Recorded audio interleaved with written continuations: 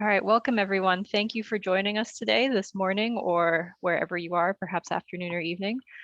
We are delighted to welcome Jinghan Zeng for his talk, Understanding the Slogan of the Belt and Road Initiative on Zoom. I'm going to let Dr. Deepa Ollapally do a more thorough introduction of Dr. Zeng. But before that, I'd just like to let you know that we will be having a question and answer session at the end. So any questions that you have, feel free to put them into the Q&A box at the bottom of your screen, and we will do our best to answer questions. Additionally, this will be recorded and uploaded to our YouTube channel. So if you're unable to stay for the entire event, then you can just watch the Sigur Center's YouTube channel and check us out there. So without any further ado, I will let Dr. Ollapally take it away. Thank you, Rebecca. Welcome, everybody, and good morning, good afternoon, good evening, just to cover all bases here. I'm thrilled to have the speaker today who is going to be talking about a very, very important topic. And he is a noted expert in the field. He is coming to us right now from China, but he's normally based in the UK. We have a very big crowd that signed up for this, so I expect it to be a vigorous and stimulating conversation at the end in the Q&A. Now, as you know, China's Belt and Road Initiative, which is a multi-billion-dollar project that focuses on building infrastructure across Eurasia, Eastern Africa, Indo-Pacific, it's been widely seen as China's Marshall Plan. And many argue that the BRI is China's sort of project of the century, grand strategy to build a Sino-centric regional, if not global order.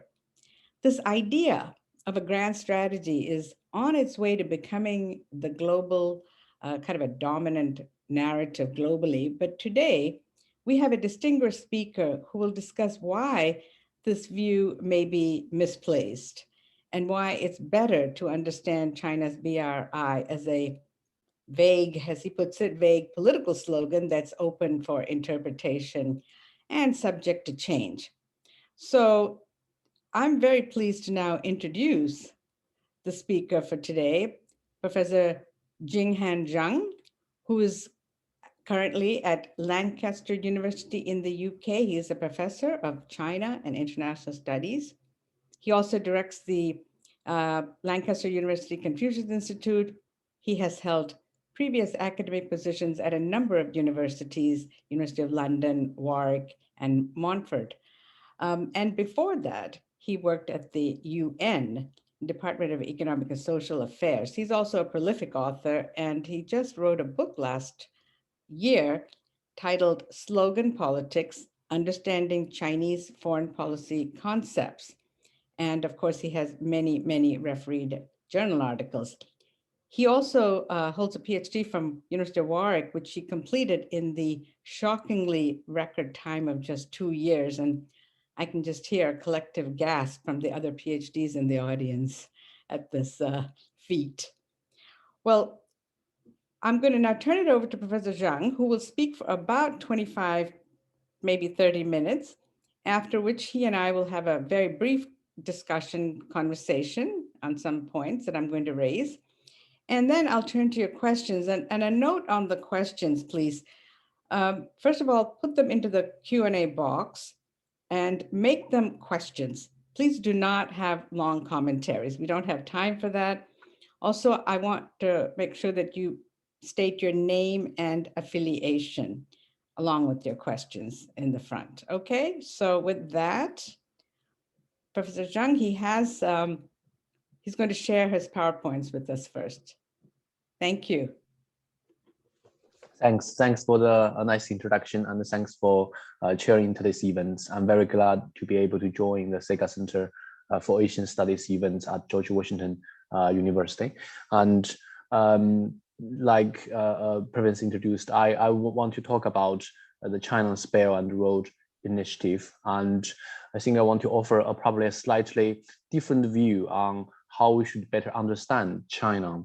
And I think usually in general international relations, we tend to treat China as a unilateral actor And what has often been ignored is what's happening within China and how this domestic politics has been affecting China's foreign policy. I think the Belt and Road Initiative is indeed a perfect example for us to unpack the black box of China and to look into how different domestic actors in China has been shaping its international relations. So the Belt and Road Initiative will be a very good example to start with.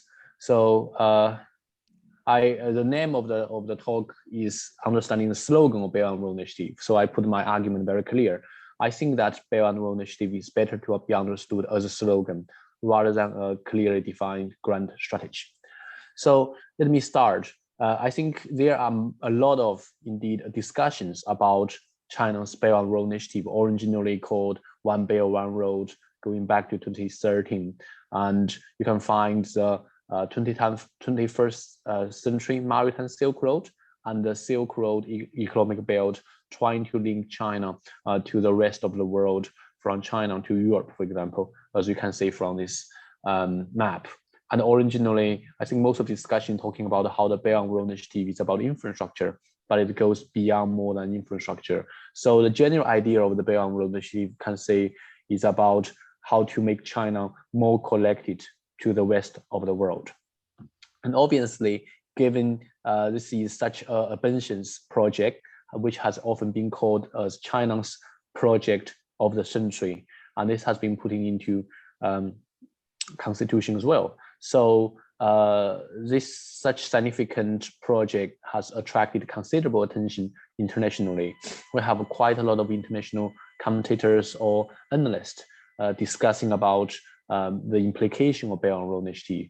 For example, some people argue that Belt and Road Initiative is a well thought out Chinese grand strategy, trying to reclaim geopolitical dominance in Asia, and how this might be challenging the US dominance, and how this is going to create a Sino-centered world order in Asia or beyond, or how this is China's Marshall Plan, if not more ambitious.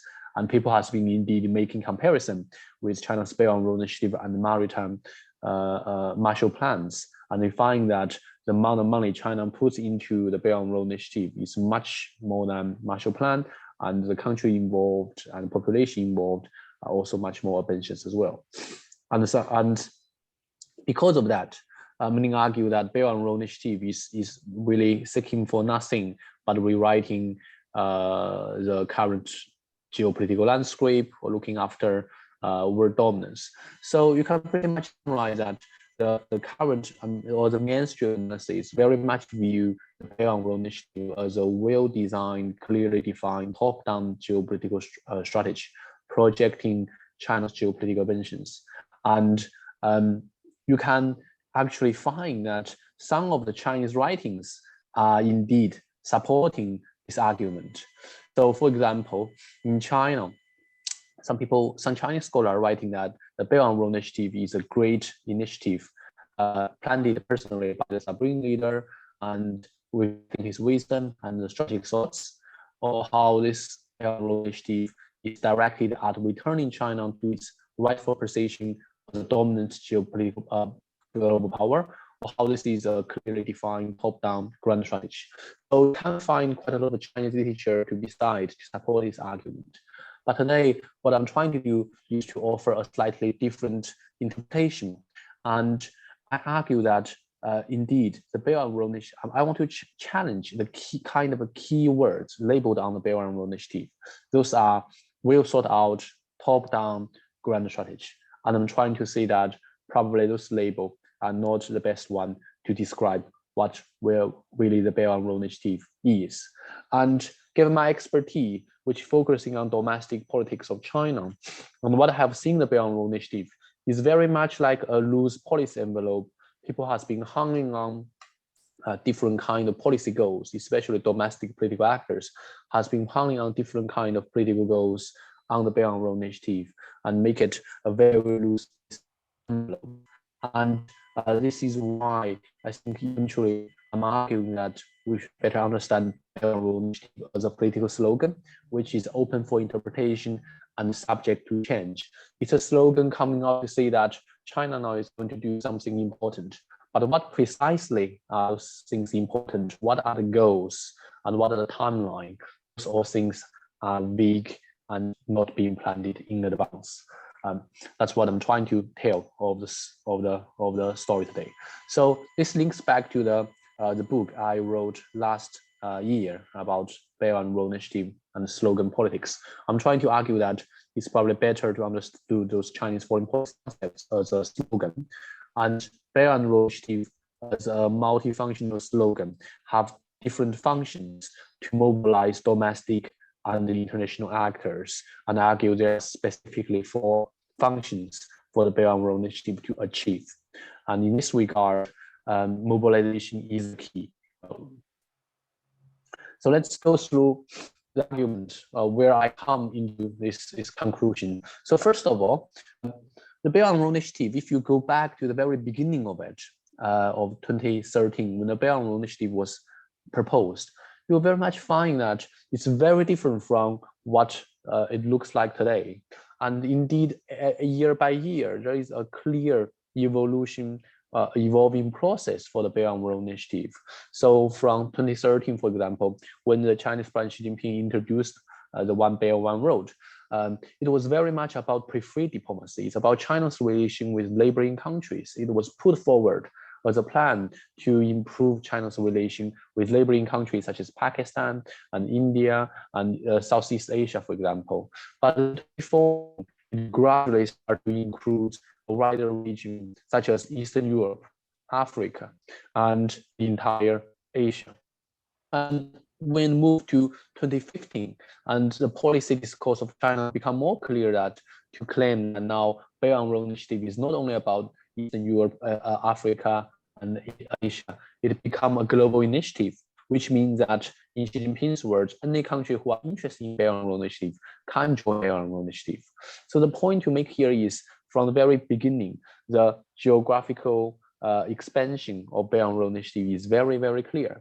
This is an evolving idea rather than an idea very well thought out at the very beginning. And we look into the domestic policy process of how the visions and actions of Belt and Road Initiative has been drafted. You'll find that local and subnational actors are attempting to influence the drafting process of Belt and Road Initiative, and are trying to put into their agenda into the Belt and Road Initiative, leading to a shifting process of this Belt and Road Initiative. So in short, the point I'm making here is that this is not a consistent plan. This is an evolving plan, and the Belt and Road Initiative in the future will be also very different from what it looks like today in 2021. And precisely because of this shifting nature of Belt and Road Initiative, the task force calling this is a project that is planning and developing and implementing happening spontaneously. And this is a very different kind of a project that we probably would imagine in the West. How can a project is planning, developing, and implementing at the same time? But that's precisely what the Belt and Road Initiative is about. And if you really look deep into the list of countries, for example, involved in the Belt and Road Initiative, indeed, there is no official map. Although the media has been circulating different kind of lists, there is no one which has been officially certified by the Chinese government. And regarding the single project funded, we often talk about how the Belt and Road Initiative really focus on infrastructure, but there is no official list to say the things of the project being funded or which are the officially recognized BRI project. There's no such list. And even when it comes to the overall amount of funding involved, people often talk about how this is relevant to over 1 trillion investment and how this is a significant project. I think in a way, it depends on how much you do the statistics and which projects are counted as Belt and Road Initiative project, which are not. But until now, there's no official figure to do this math to say how precisely how much budget is for the Belt and Road Initiative. And it's not only about whether the shifting part of the BRI, but also I'm arguing that this is not a coherent plan within China as well. What I have often seen is if you assume a grand strategy, what you much emphasize is a nationally concerted effort and domestic cooperation to achieve a unified goal. But as a domestic policy expert, usually what I have seen is domestic competition over the Belt and Road Initiative funding among, for example, state-owned enterprise, provincial governments, and private sectors. And one example of that is out of the 34 provincial units, you got quite a few starting points, dozens of bridgeheads and dozens of centers. And the picture on your right indeed show that there is probably one starting point of the Silk Road economic belt that's starting from Xi'an. But the two other cities would disagree with it. Chongqing, for example, would disagree. Chongqing is a starting point of Belt and Road Initiative. Luoyang will think that Luoyang is a starting point. And when it comes to the maritime Silk Road, the competition is more intense. Quite a few Chinese cities claim that they are the starting point of the 21st century maritime Silk Road. So the point I'm making here is there's not such a coherent plan of this Belt and Road Initiative, but from the map, probably you can say that the propaganda department presents a relatively straightforward and coherent really idea of BRI. But indeed within China, there's no such consensus. So it's not only one belt, one road, but many belts, many roads. And this results to what we often call the Chinese style of federalism, which the local government has a high level of autonomy indeed. And in one of my papers, I used the case of Jiangsu actually to demonstrate the domestic competition over resources of Belt and Road Initiative. And we find that Jiangsu province is quite an interesting case to demonstrate how the province have its own plans regarding the Belt and Road Initiative. So when it comes to the 2013 original drafting of the Belt and Road Initiative plan, Jiangsu province was indeed invited to the meetings. And that's kind of tickets to show that Jiangsu province will be put in a very important role in the Belt and Road Initiative. But when the final version of the document released, Jiangsu province was not mentioned in the vision and action document of Belt and Road Initiative. And this has led to considerable reactions from Jiangsu province. Before the central government of Beijing released the central guideline of Belt and Road Initiative, it makes Jiangsu had very high expectation of what Jiangsu can do in the Belt and Road Initiative. And they did have the personal endorsement from Xi Jinping in 2014, saying that Jiangsu was an interaction point of Belt and Road Initiative.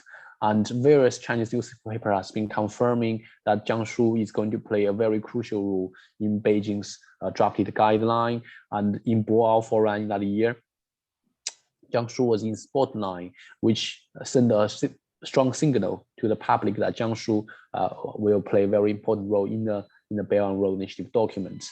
But in the end, Jiangsu was really being mentioned at all, although that Jiangsu had made very nice plans, as you can see from those pictures, how Jiangsu's Lianyungang can be linked with the west part of the world and to Europe, and how Jiangsu play a very important role. So the province level, they made big plans on this, and they have very high expectation. But unfortunately, Jiangsu's name was not mentioned at all in the Belt and Road Initiative document, central guidelines. So the Jiangsu official was not completely happy with the decision made by Beijing. And some of them even comment on newspapers saying that decision made by the central agency in Beijing, very odd, mismatched, unwise and unusual. And how come that if there's no long high line, how come there is a Silk Road? And those were comments made quite public at the time. And Jiangsu newspaper has been also referring to other documents, saying that, although other 4 documents has claimed that we have a very important role in the Belt and Road Initiative, so we will probably pay more attention to those documents. So that's clearly a way to continue to justify Jiangsu's originally plan. And some Jiangsu official comments that no significant changes would be made despite the central guideline made by the central agency. So the point I'm making here is, at the provincial level, the province has their own plans on the Belt and Road Initiative, and those plans are not necessarily 100% coherent with what the central's plan is. So what is often being ignored is this domestic kind of interaction between the central and local relations.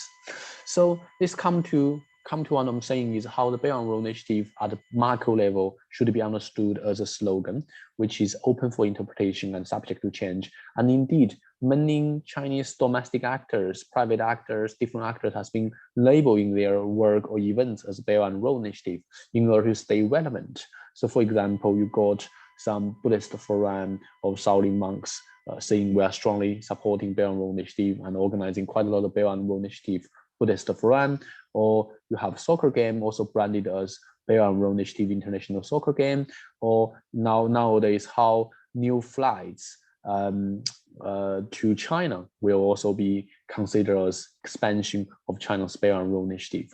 So the point I'm making here is Belt and Road Initiative really become kind of all-encompassing slogan, which everything can be inserted under the big umbrella of Belt and Road Initiative. So it pretty much become a branding strategy of China's overseas activities.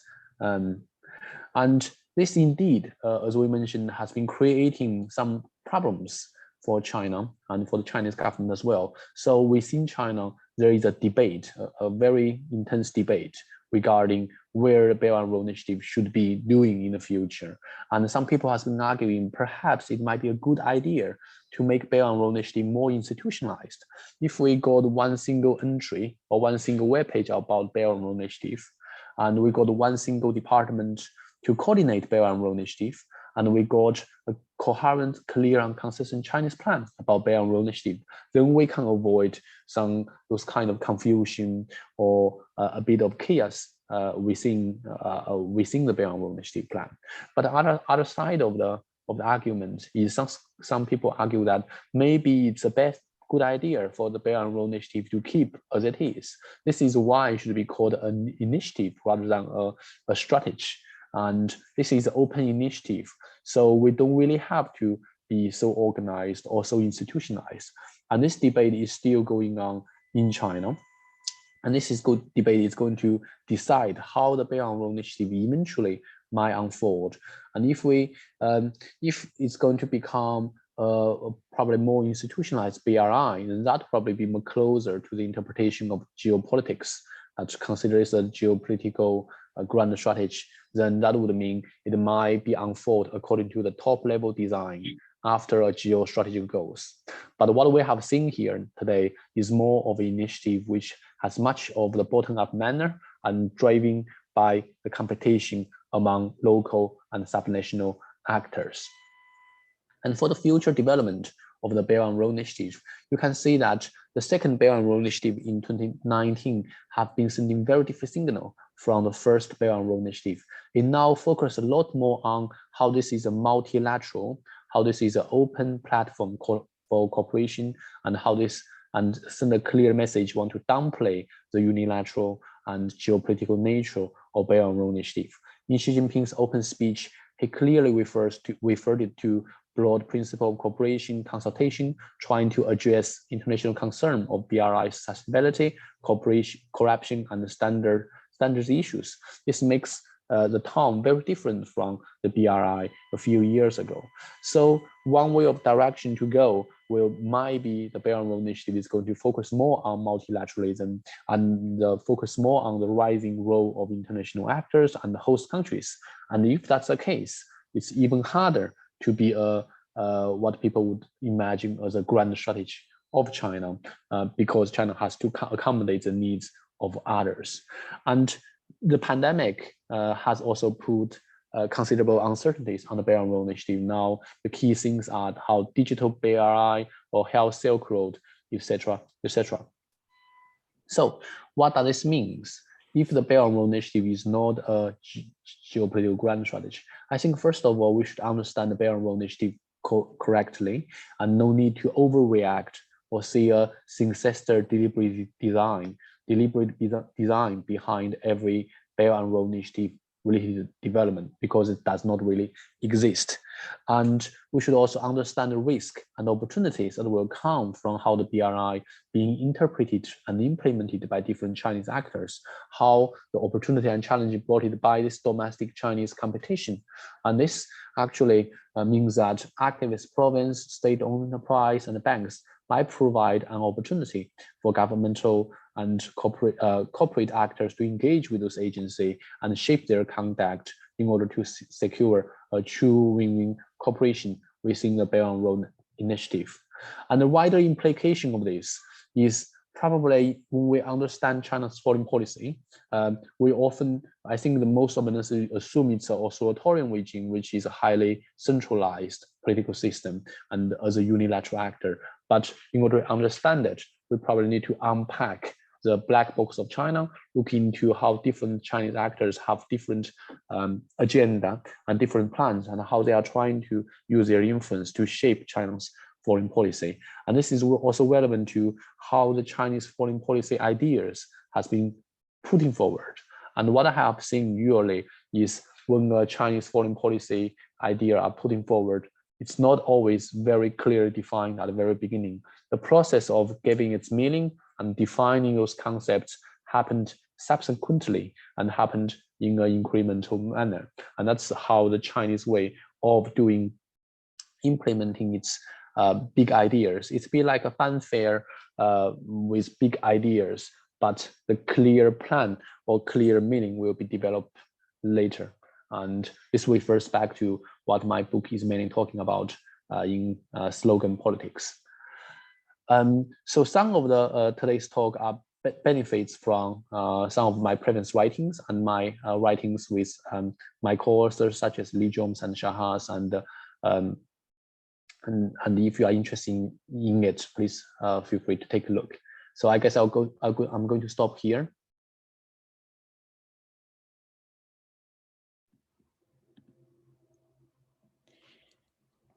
Thank you very much, Professor Zhang. I think you've given us a very thought-provoking presentation that forces us to look more closely at what you've done in terms of unpacking and deconstructing the notion of Belt and Road Initiative.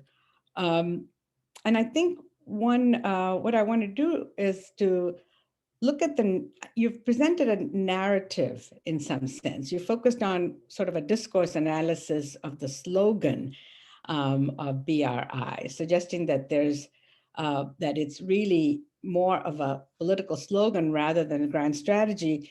But at the same time, I think, discourse analysis shows that policies are often motivated and there are other factors behind that. And I think there are multiple interpretations. So let me step behind the narrative. And you focused a lot on the domestic dynamics. But what I'd like to do is to step back and take a kind of a skeptic view and push a little bit more on the international effects of this, because you did start off with the grand strategy question.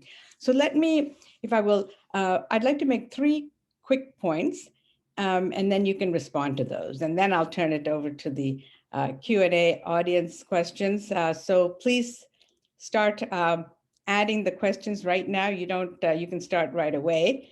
And by the way, you left a lot of time.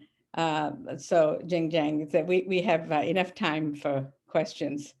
You stuck to the charge very clearly. All right, so my first point is about grand strategy or not question. Now you lay out a kind of a dizzying number of bureaucratic actors across China and suggest what is more of a fragmented, decentralized system for both the concept as well as implementation. So are you suggesting then that there's no strong chain of command that is controlled by the central government or party hierarchy that could not get a handle on this if the central authorities wanted to?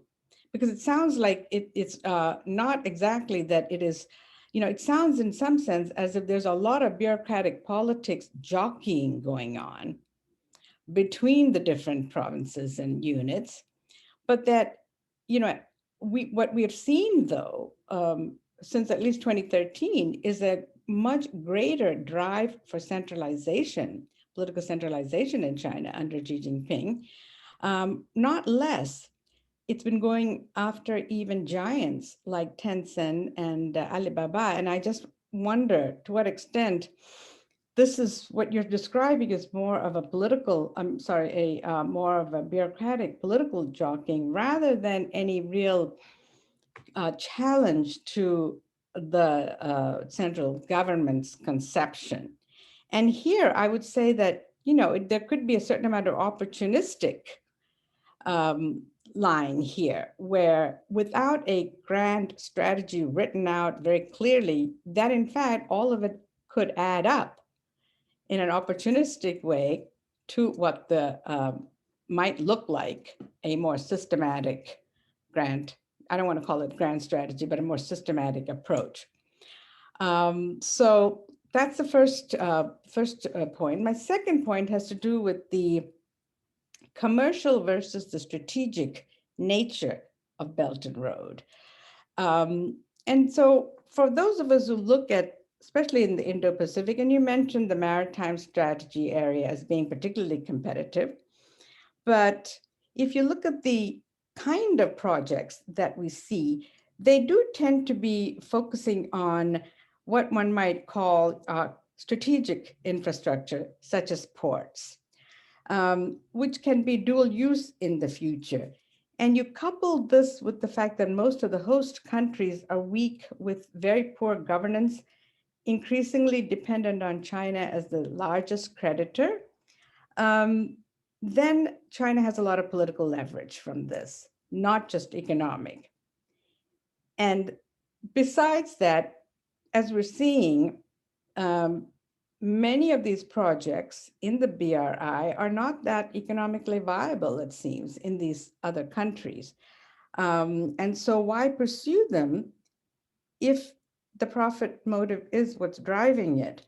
Or is it more like kind of what I might say the Amazon model, where you undercut or you give good terms to gain market share, in this case, global market share, and the political power that comes with that. So that's my point number two.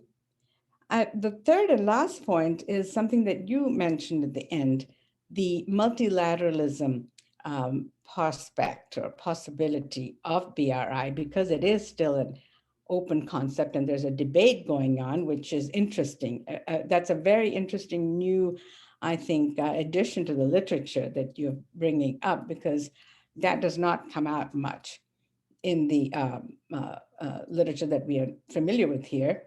But on the other hand, there is this tension, I think, between Chinese unilateralism and multilateralism, because the BRI has been seen as a Chinese initiative, first and foremost.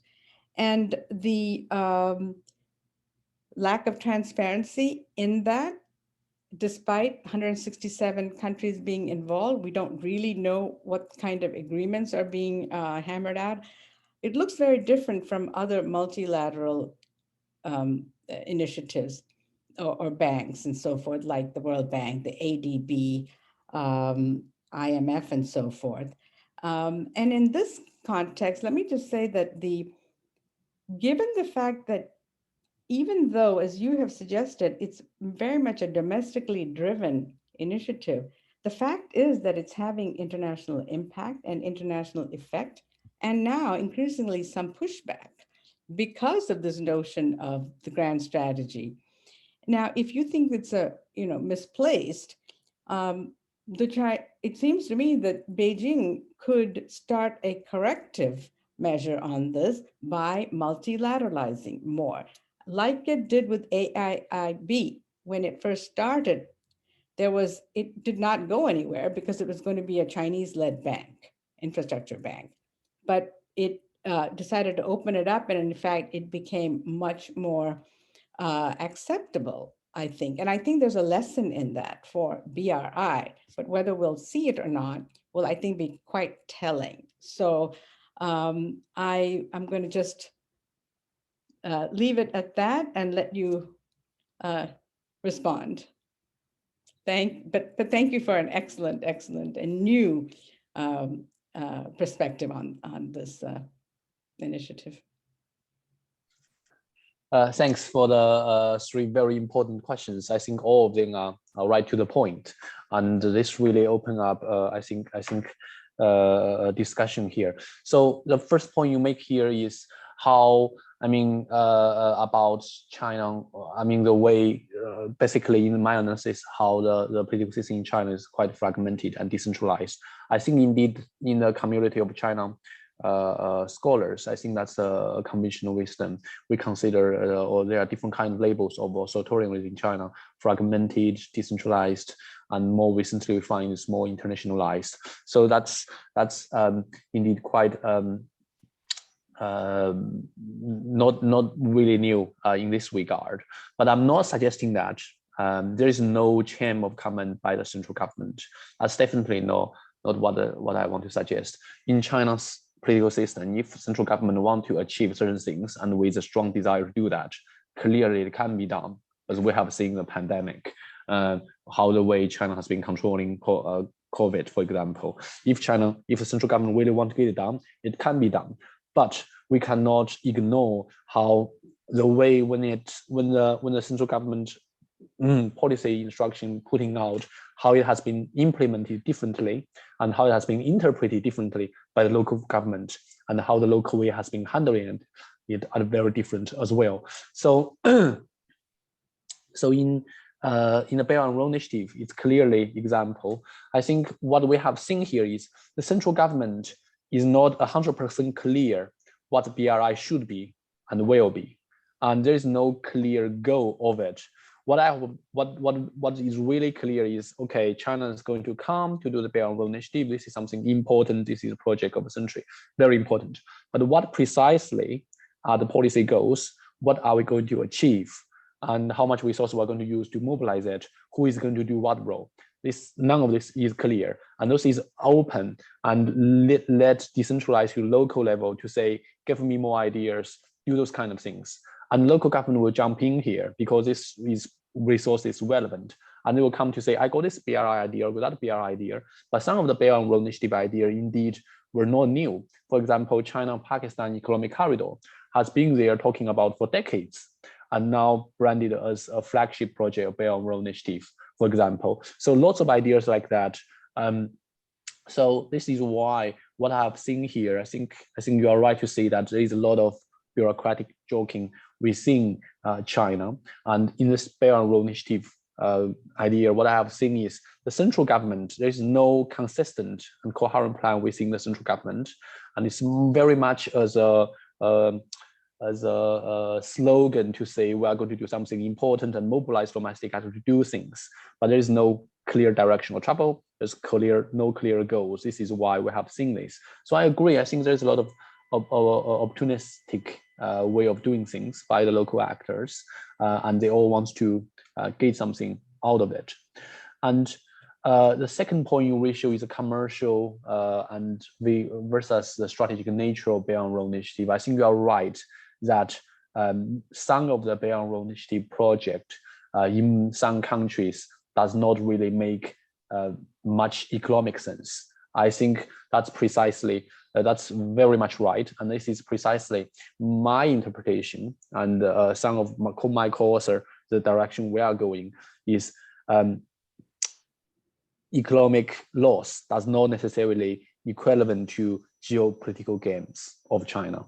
And that's used to be, if you follow in the grand strategy kind of interpretation, will be saying China is sacrificing some economic benefits in order to exchange of sovereignty or political benefits for that what China gain. But what our interpretation, if you really think the Belt and Road has a very much high level of bottom-up manner, and what is really happening in those countries is some state-owned enterprise and local province has been running too fast to trying to claim their role in the Belt and Road Initiative and approved some Belt and Road Initiative project or approve some infrastructure project which shouldn't be approved at the first place.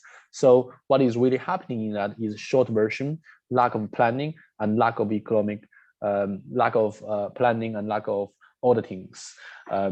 That's why we have seen some of the projects which do not very much does not have a lot of economic rationales. And I think this will become more clear in the longer run when more data is available, and we will really think why this is the case. And regarding your third point of multilateralism and the possibility of the BRI, I think it's right that China has now seen the pushback, and China has seen the criticism of how the Belt and Road Initiative is China Club or unilateralism. This is why in 2019, Xi Jinping's term regarding the Belt and Road Initiative focused a lot more on multilateralism and trying to frame the Belt and Road as an open multilateral platform, and focused a lot more to address the concerns of the host country, such as corruption, sustainability, environmental issues. So we do see that China now is changing. It's changing its kind of discourse about Belt and Road Initiative and changing its focus about Belt and Road Initiative as well. But how precisely China is going to deal with it? I think that's a question. This is referred to the debate. I'm saying is within China, some people argue if we want to better address those problems, we need to make the BRI more organized, more institutionalized. We need to have one single powerful department to do that, and with a list of a certified project. But the other side will argue if we are going to do that, there will be more criticism on BRI as a geopolitical tool, more criticism on BRI as unilateral or unilateral Chinese ideas. So I think both sides have their views there, and this is a debate not being settled yet. So let me just ask one follow-up on the last point. To what extent have you heard any kind of discussion about actually multilateralizing the Belton Road? You know, they have the forum, Belton Road BRI forum, but it's really one-way direction rather than in terms of a broader approach to governance, which would be a greater shared governance kind of approach, like the AIIB, but in a much, a much grander form. Right. Well, I think AIIB has often, when the domestic debate within China happening on BRI, I think the AIIB is often being referred as an example of how the BRI can be. But I think in many ways, those two things, but in my personal view, I don't think they are comparable. AIIB is a clear idea with banks and a clear way of structuring of how it's going to be work. But BRI is not one single project, although we sometimes refer to one single project. BRI is an umbrella term, now branding all China's overseas activities. Anything can be now branded under BRI, as long as it's relevant to China's overseas strategy. So how this grand overarching slogan or concept, if we compare that with the AIIB, I often find the difficulty part of it indeed. So this is why I think calling it initiative will really be probably the best word to describe it, because this is not really a kind of singleized project, and coordinating it or making it multilateral. Again, I don't really see the word forward, given that so many countries involved and so many different projects and at different level. I do not really see the feasibility of making this happening. Okay, thank you so much. I'm going to now turn to some questions that have come up. Again, please make sure to put your affiliation when you ask your questions. Let me take the first question from Rick Roden, who's at American University.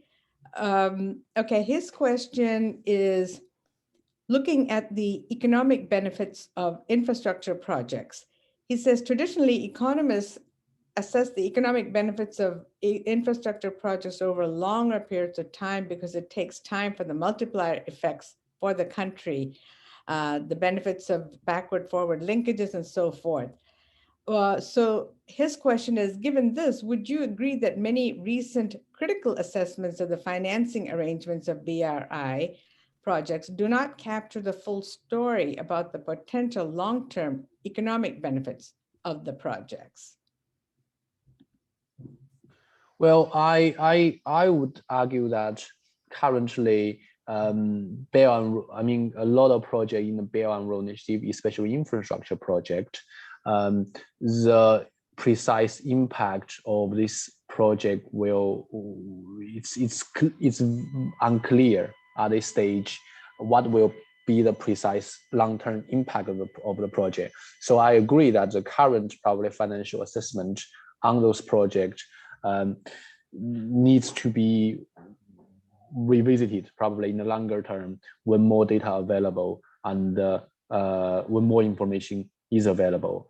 And probably, I mean, especially some of the infrastructure project alone will take even more than 1 decade to be built. So what precisely will be their financial impact, we don't know. And indeed, currently, quite a few Belt and Road Initiative projects are now being rebuilt because of pandemic. And the pandemic has been changing a lot of economic calculations, and some student enterprise has been reshoring some of their project because of this. So I agree that currently probably some of the financial assessment of BRI project needs to be revisited. Okay, thank you. Of course, the other question is that this long-term payback will assume that that China would be in it for the long term as well. So much longer term time horizon in that context could be consistent with the grand strategy approach as well. All right, let me turn to a couple of other questions. There's a question from Alan Vo, an independent scholar. His question is, given the some concerns about BRI, how might China earn the trust of neighbors and other concerned powers that and to convince them that the BRI is a benevolent cooperative venture and not part of a broad strategy for strategic dominance or projection of military power? Basically, you know, how do you convince the skeptics, especially the neighbors who are distrustful? Well, that's a good question. I think that's a question that Chinese propaganda department needs to work on. Well, a couple of points to make here. First of all, I am arguing that, I mean, along with some of my co-authors, such as Li Zhong, we're arguing that this is not a grand strategy. But this does not mean the BRI will not have geopolitical implications. Clearly, Belt and Road Initiative as a whole will have significant geopolitical implication, but it's just that the way how it works and the geopolitical implication will be very different from what Beijing Central Agency may want it to be. So let's make that clear. And then we come to the question of how China is going to convince other countries the Belt and Road Initiative is a good idea and not for strategic dominance. I think then this is a wider question of how China can convince other countries that China is a force for good, and this is relevant to the debate regarding the peaceful rise of China. And I think the Chinese government has been repeatedly saying that China, the peaceful rise of China, and that is wider to your personal, I think everybody's personal perception about China's rise and how do you really view China. I do think that in a way, this can be challenging, as history has always been showing that when you have a rising power, it's always challenging to not disturb other countries. So what China really needs to do, in my personal view, is really to contribute to the greater good, participate more in global governance, and to ensure that China's economic rise benefits the rest of the world. That seems to me to be the only way. Branding is more secondary than that. All right, another question. This is from Benjamin Curran, who's with the Civic Association in Washington, D.C. He wants to know if you have any examples of any kind of new emphasis on environmentalism, environmental concerns in BRI. Right. So the new emphasis, I think, I have read recently quite a lot of news about BRI as a green BRI, right? There is a lot of new discussion, and which was very not that of the focus back in 2013, 2014. Nowadays, there's a lot more discussion on Green Belt and Road Initiative. And this is linked with China's plan on renewable energy, and a lot of plans because of the some of the pushback from from host countries regarding the environmental sustainability and climate change, all of them linking together. So I think the current discussion on the Green Belt and Road Initiative is very much linked with the environmentalism, and showing about China's now is reflecting on this matter. Okay, all right. Here's a question from Dick Hall, who's a retired business executive. He wants to know where the BRI actually stands today, given that China has quite a few problems, both globally and domestically, including global trade issues, labor shortage, and the collapse of capitalism platforms. So what are the prospects when you see these new changes happening? Yeah, I do think that the pandemic has been, I mean, today, into this 2021, I think the pandemic has been significantly affected China's Belt and Road Initiative. I think it changed a lot of things about, and you mentioned about some of the other factors, labor shortage, collapse of capitalism platform.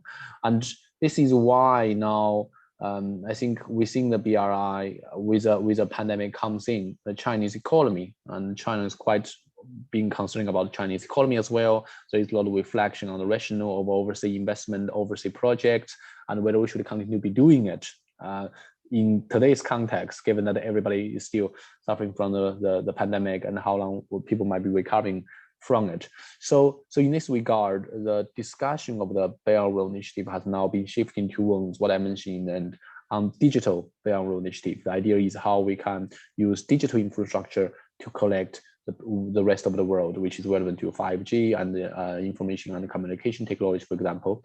And the second part is the health Belt and Road Initiative, that is referring to how how China will work with different regions to fight against the pandemic, for example, and to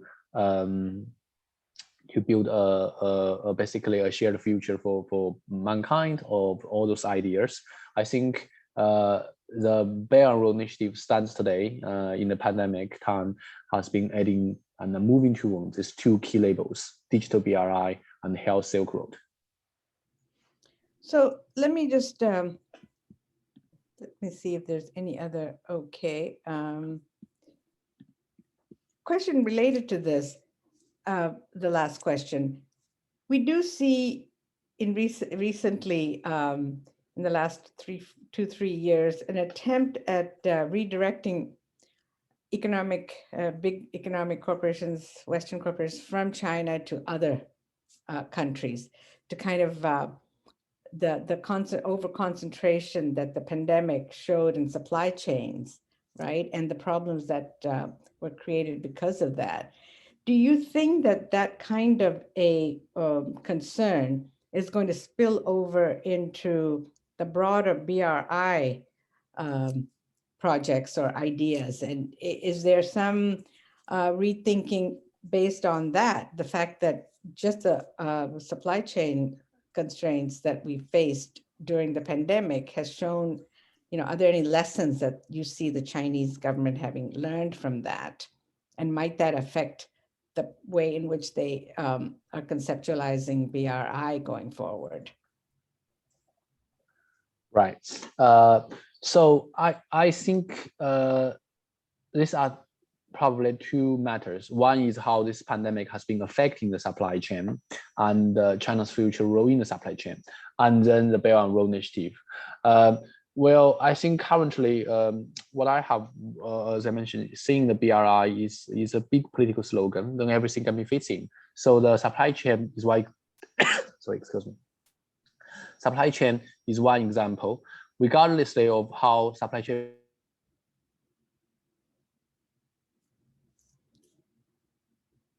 Sorry. So Fine.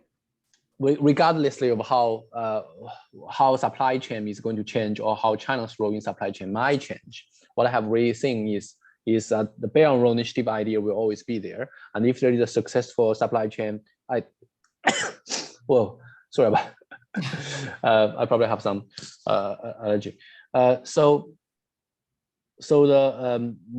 my view is that I think the current pandemic indeed is helping China to moving a bit upper in the supply chain, given that China has been quickly recovered from the pandemic, and now within China, you can pretty much say 95% or probably 90% of the life returning to normal. So the capability to produce in China is quite strong in comparison with other countries, and this is helping China to secure its role in the supply chain. But when you come to the BRI story again, I think the Belt and Road Initiative very much is a branding strategy. So regardless of how this might happen in the supply chain, won't be affecting much of the conceptualization of the BRI.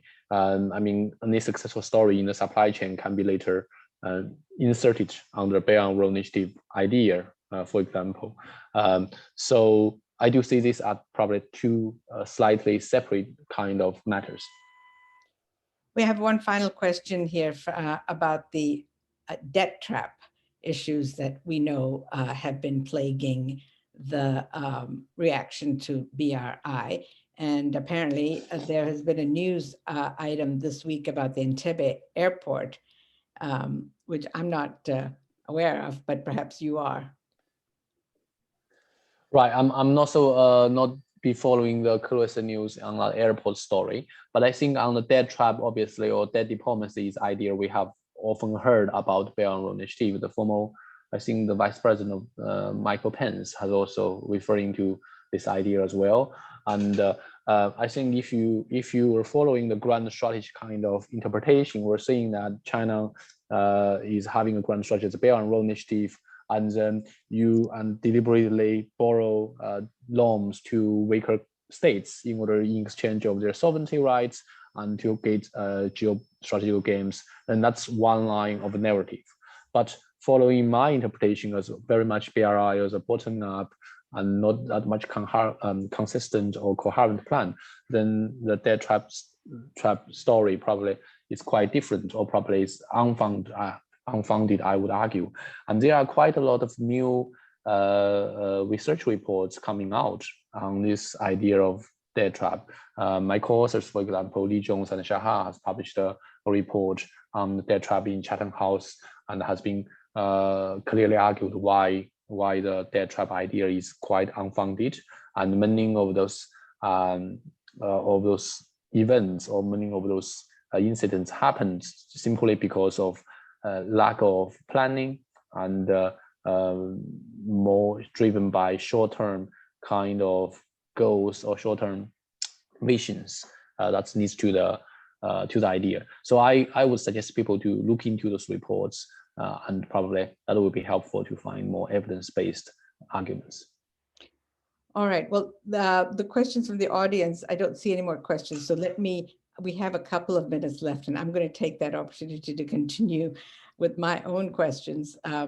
You talked a little bit about the fact that one thing China has done is stayed out of other countries' domestic sovereignty issues and so forth, that stay out of the domestic political equation. But let me suggest that as Chinese economic and political interests grow in these countries, that there will be a strong push to try and calibrate the domestic politics favorably. And I'll give you an example of Nepal, which is had been undergoing some domestic political turmoil and a lot of competition among political parties. And the Chinese actually stepped in, I think it was last year, 2 years ago, to play a role, a kind of a referee role in it, which of course you make enemies and in that, right? You then become a political player. Now, if that's the case, moving forward. How do you see that becoming an input into the BRI issues for China? Because if it's trying to brand itself in a particular way, branding is fine, but it is at most a slogan. It's what happens on the ground that people are going to be looking at.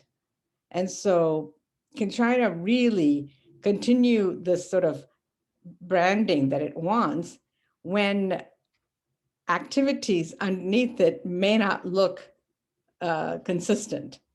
Can it live with that? Well, I think that's a very good question. I think obviously in the propaganda front, China often refers to 5 principles of peaceful coexistence, and China stick to non-interference kind of positions. But within China, there is some serious debate within China's strategic community over what might be the future direction of travel. One line of scholars is indeed argue in favor of China should change its policy. And the argument goes with the development of China's overseas interests. And the BRI is one example. China has been spending so much money in building infrastructure in different kind of places. And the local regime change, for example, in Syria has led to significant loss of Chinese investment there.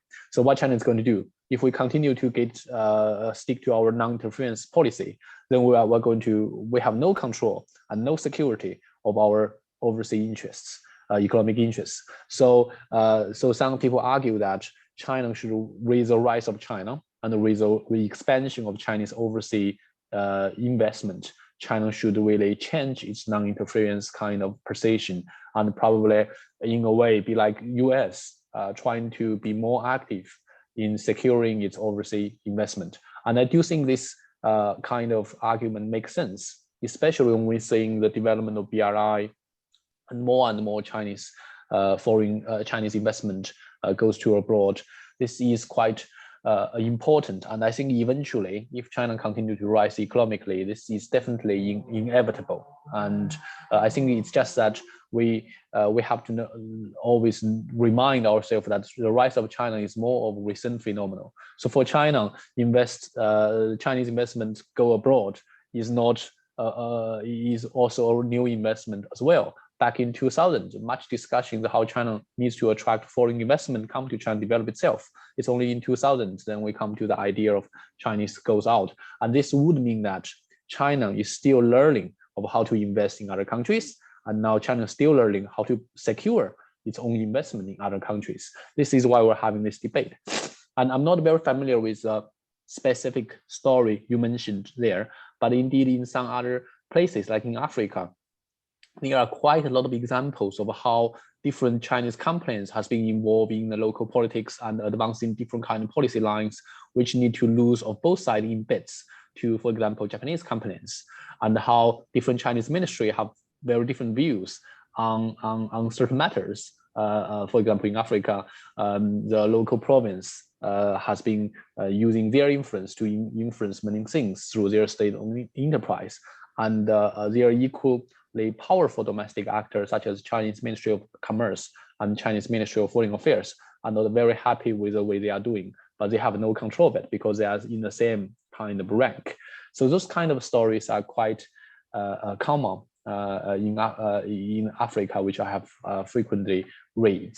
And so that's not the news. And I think we should always understand, we should bear in mind that yes, it's China been doing it, but it's a specific Chinese actor. There is no coherent kind of overall thinking of what we're going to do. What we have often seen is some domestic competition among different kinds of Chinese actors who are advancing and driven by their individual interests, by the state-owned enterprise individual company interests, for example. And when we come to the BRI, I think you are right. This is why you are right that people cares about the idea on the ground, right? What we have seen a project called Belt and Road Initiative project, whether this is benefits to local community, that's what people think. And that's how people will view BRI, how people will view China. That's clearly the case.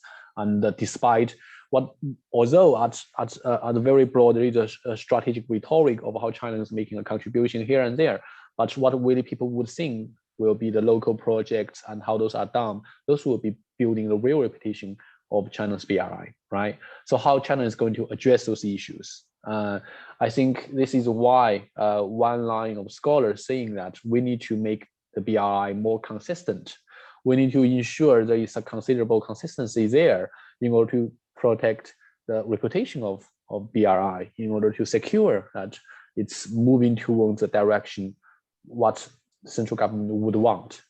But again, the critics will say, if you go that direction, there will be more criticism towards BRI as a unilateral Chinese actor, as a geopolitical strategy, as something to achieve China's geopolitical ambitions. So I wouldn't say that will be a very simple question to be answered. I think that's a very good way to conclude your talk. There are certain tensions that you've pointed out in the debate in China that you brought out very nicely, I think, and provided some alternative positions on how to look at BRI. But I suppose what I would suggest in ending this is that, historically, we've seen the flag following trade. And so there is that compulsion that I think observers also see China in terms of the commercial and strategic coming together in a way. But thank you so much, Professor Zhang, for your commentary, for your deep research into this, and providing a kind of a fascinating look at what's behind BRI within China. And we will all be looking forward to your next journals and your thinking and your co-editors thinking on these issues, because this is an issue that's just started. We know it's a long-term strategy, and we will be hearing more from it. So let me join with the audience to thank you again for your outstanding presentation, and hope to meet you in person one of these days. Thank you. Thank you for having me. And thanks to the audience. We had a tremendous response to this, almost 200 people. So thank you, and have a good day. Bye-bye. Thank you, everyone. Bye.